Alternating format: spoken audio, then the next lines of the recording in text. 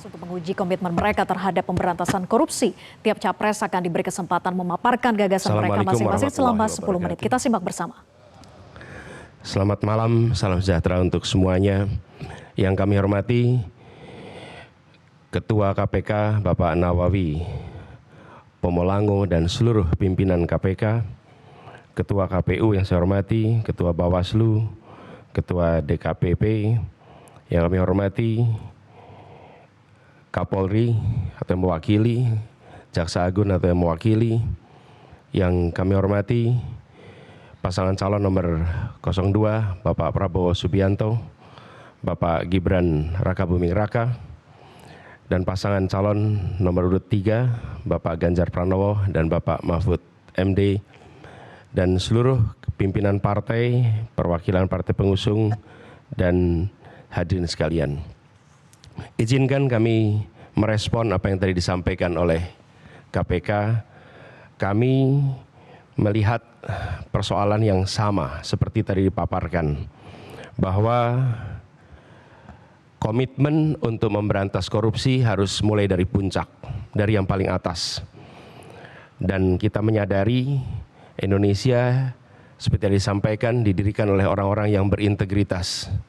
Dan contoh-contoh seperti Muhammad Hatta, Hugeng, Baharudin Lopa, dan akhir-akhir kemarin adalah Pak Artijo Alkostar adalah contoh pribadi-pribadi berintegritas yang saya rasa harus kita kembalikan lagi di Republik ini. Ini persoalan yang amat serius, yang tidak boleh kita anggap enteng dan sederhana. Tadi disampaikan tentang Corruption Perception Index yang menurun, SPI, IPAK yang tadi ditunjukkan. Kami melihat ada problem yang amat serius di dalam kepercayaan publik terhadap pemberantasan korupsi. Yang itu juga tercermin. Bulan lalu ada survei CSIS terhadap lembaga-lembaga pemerintahan, dan di antara lembaga pemerintahan paling rendah kepercayaan adalah DPR, dan di atas DPR adalah KPK. Justru KPK bukan lembaga yang paling dipercaya, tapi termasuk lembaga yang paling rendah kepercayaannya. Karena itu kami ke depan berkomitmen untuk bisa melaksanakan beberapa hal. Pertama adalah mengembalikan kepercayaan publik, mengembalikan KPK menjadi institusi yang memiliki kekuatan dan memiliki kemampuan untuk menindak seluruh tindakan pelanggaran korupsi.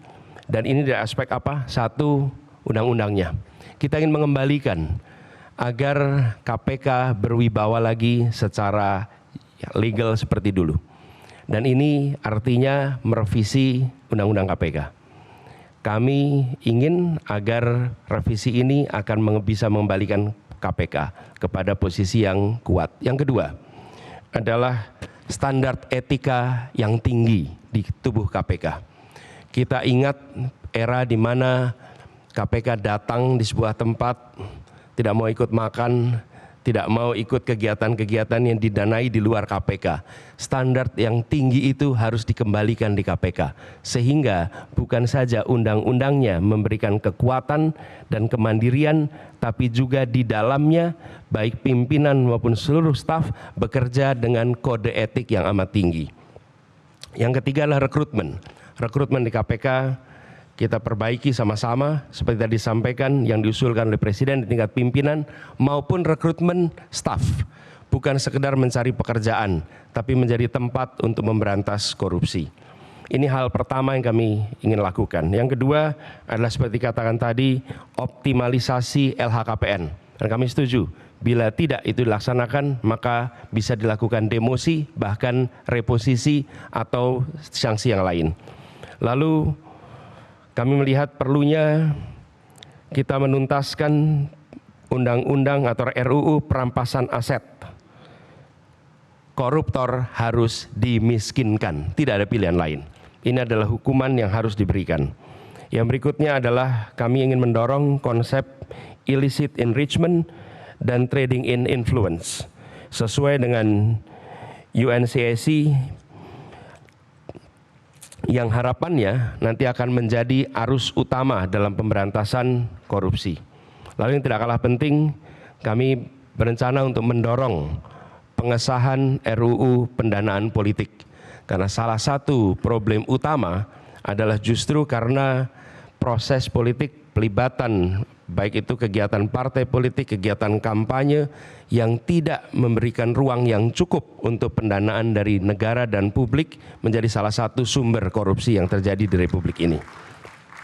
Kemudian kita berencana untuk memberikan hadiah yang layak bagi pemburu koruptor, sehingga yang memburu koruptor bukan hanya aparatur dari KPK, kepolisian, dan kejaksaan, tapi semua pihak yang ikut melaporkan, memburu, mereka mendapatkan reward yang setara.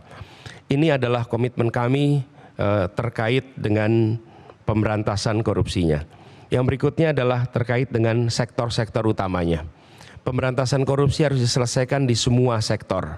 Tapi kami melihat ada beberapa sektor utama yang harus diawalkan. Pertama adalah aspek pendapatan negara. Kami melihat penting sekali adalah aspek ini dilakukan tindakan yang serius. Pajak, cukai, PNBP. Kemudian sektor sumber daya alam khususnya dan sumber daya laut. Yang ketiga adalah sektor pangan. Karena korupsi di sektor ini berdampak amat besar kepada kesejahteraan seluruh rakyat Indonesia. Yang berikutnya adalah yang ketiga, sektor layanan dasar, pendidikan, kesehatan, infrastruktur. Ini memiliki efek yang amat besar pada kualitas pendidikan, kualitas pelayanan kesehatan, bahkan kualitas perekonomian karena infrastruktur yang terganggu oleh praktek-praktek korupsi. Berikutnya adalah bisnis ilegal, judi, narkoba, dan lain-lain. Inilah sektor-sektor utama yang dalam hemat kami perlu menjadi perhatian di dalam pemberantasan korupsi. Jadi Bapak Ibu sekalian yang kami hormati, kami berkomitmen bukan sekedar karena saat ini dalam tanggung jawab untuk menjadi calon presiden, calon wakil presiden, dan dimintai komitmennya di KPK. Perlu kami sampaikan bahwa komitmen kami untuk memerangi korupsi sudah dimulai sejak zaman dulu.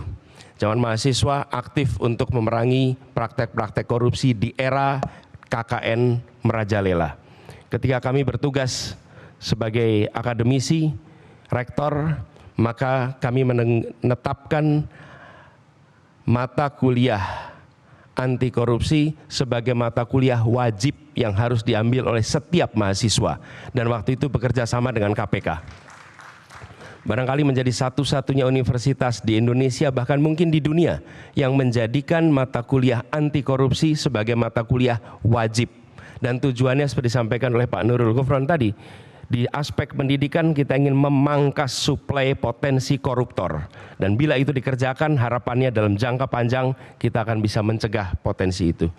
Yang berikutnya, ketika kami bertugas di DKI, kami membentuk yang disebut sebagai Komisi Pencegahan Korupsi Ibu Kota, KPK Ibu Kota.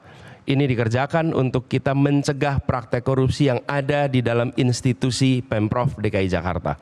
Jadi Bapak Ibu sekalian kami hormati, soal ini adalah soal serius, bukan soal untuk main-main, bukan soal untuk guyonan. Ini adalah persoalan korupsi yang amat mendasar harus dibereskan. Dan kami tegaskan bahwa komitmen yang kami sampaikan di sini adalah komitmen kami melanjutkan apa yang sudah kami kerjakan selama ini. Bukan semata-mata karena ditugasi menjadi pasangan calon presiden, tapi ini adalah komitmen lama yang akan kami teruskan. Dan insya Allah ketika kami ditugaskan, maka integritas menjadi faktor nomor satu dalam penentuan pribadi-pribadi di pemerintahan. Termasuk ketika penyusunan kabinet, dalam penyusunan pimpinan-pimpinan lembaga, termasuk dalam mengusulkan nama-nama menjadi anggota KPK, pimpinan KPK. Ini semua bagian dari komitmen kita untuk mengembalikan agar kepercayaan rakyat pada pemimpin, kepercayaan rakyat kepada pemerintahan bisa pulih kembali, dan dengan kepercayaan itu kami yakin Indonesia akan bisa meraih semua yang dijanjikan oleh kemerdekaan. Seperti yang disampaikan tadi, 4 hal itu hanya akan bisa tercapai apabila kita memiliki komitmen untuk menjunjung tinggi integritas, kompetensi. Dan inilah komitmen yang kami berikan kepada seluruh rakyat Indonesia melalui forum yang terhormat pada malam hari ini. Terima kasih. Assalamualaikum warahmatullahi wabarakatuh. Terima kasih Bapak Anies Baswedan dan Bapak Muhaimin Iskandar yang telah menyampaikan respon dan komitmen anti korupsi. Kami jelajahi cara baru mendapatkan informasi. Download Metro TV Extend sekarang.